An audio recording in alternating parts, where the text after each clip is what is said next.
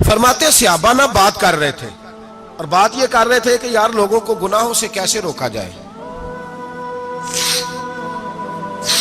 لوگوں کو گناہوں سے گفتگو صحابہ یہ کر رہے تھے۔ عبداللہ ابن عمر کہتے ہیں بیٹھے تھے اور یہ گفتگو کر رہے تھے کہ گناہوں سے پلاننگ جی ہوتی تھی، ان کی جو محفلیں ہوتی تھی نا بیٹھ کے، وہ خوش گپیاں نہیں ہوتی تھی بلکہ وہ تبلیغ کی، جد و جہد کی، لوگوں کو برائی سے منع کرنے کے لیے بیٹھتے تھے، اس پر منصوبہ بندی کرتے تھے، پلان کرتے تھے، آگے ترتیب دیتے تھے۔ گفتگو ہو رہی تھی تو اب آپس میں بات ہونے لگی کہ کون سا گناہ زیادہ برا ہے جس پر سب سے پہلے کام کیا جائے۔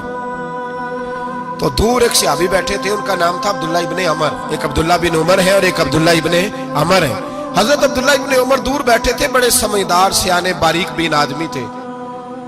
تو حضرت عمر فاروق اپنے بیٹے سے کہنے لگے جا عبداللہ ابن عمر سے پوچھ کے آ کہ سب سے سخت گناہ کون سا ہے۔ توجہ ہے میرے بھائیوں، ادھر دیکھیے گا میری جانب، پوچھ کے آ کہ سخت گناہ کون سا ہے۔ عبداللہ بن عمر رضی اللہ تعالیٰ عنہ کی خدمت میں جب عبداللہ ابن عمر گئے تو جا کے کہنے لگے کہ صحابہ پوچھتے ہیں کہ آپ نے زیادہ وقت گزارا ہے نبی رحمت صلی اللہ علیہ وسلم کے پاس، تو بتلائیے برا گناہ کون سا ہے، سب سے سخت گناہ، تاکہ سب سے پہلے اس پر پابندی لگائی جائے، اس پر محنت کی جائے۔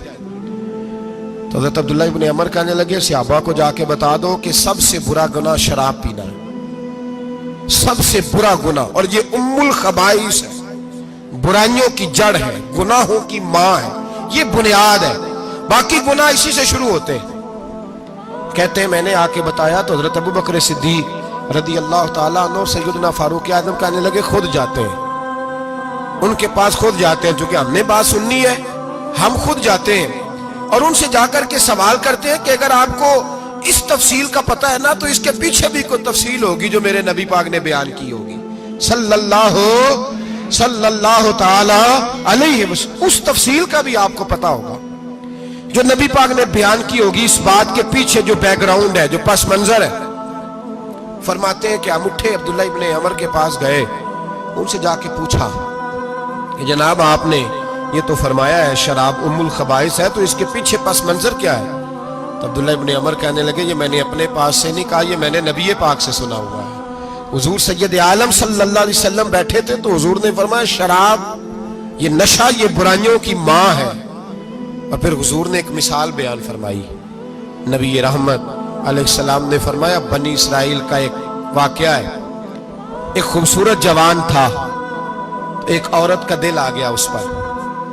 یہ یاد رکھ لیں، ہم لڑکوں کو منع کرتے رہتے ہیں لیکن ہمیں گھر کی بچیوں پر بھی توجہ دینی ہوگی، ہمیں ان کے فون پر بھی نگرانی کرنی ہوگی، ہمیں وہاں بھی غور کرنا ہوگا، اس لیے کہ اگر کوئی بچی گنجائش نہ دے تو میرا خیال ہے کہ لڑکا جرت کرنے کی طاقت نہیں رکھتا، تو وہاں بھی ان کی اماں سے کہے کہ پابندی لگائے، بچی کسی کا موبائل لے کر کے کہیں اس کو استعمال تو نہیں کر رہی، اس پودے پر بھی توجہ دے، درخت بننے سے پہلے اس کی بھی نگرانی کریں، یہ بھی بڑا ضروری کام ہے۔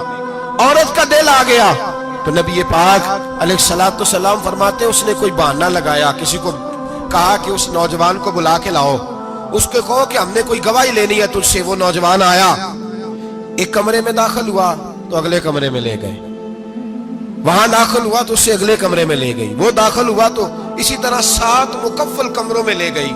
میرے کریم رسول میرے محبوب پاک علیہ السلام فرماتے صحابہ کو سمجھا رہے ہیں میٹھے لب و لہجے میں، فرماتے جب سب سے پچھلے کمرے میں لے گئی تو ایک لڑکا بندھا ہوا تھا وہاں رسیوں سے، شراب کا پیالہ پڑا ہوا تھا۔